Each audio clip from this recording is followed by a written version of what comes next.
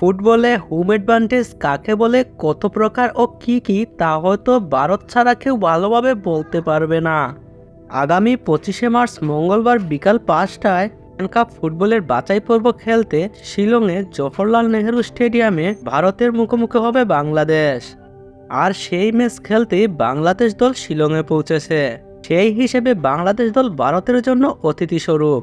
আর ভারতীয় দাদারা বলেন, অতিথি নারায়ণের মতো, অতিথিকে অসন্তুষ্ট করা যাবে না, তাকে সেবা যত্ন এবং সহযোগিতা করতে হবে।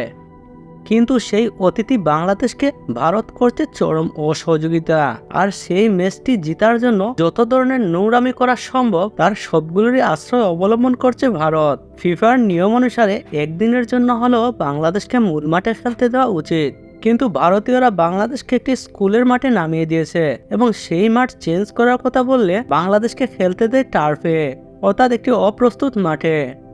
এর ফলে কোথাও বাংলাদেশের প্র্যাকটিস ভালো হচ্ছিল না, তারা মানসিকভাবে অশান্তিতে ভুগছিল।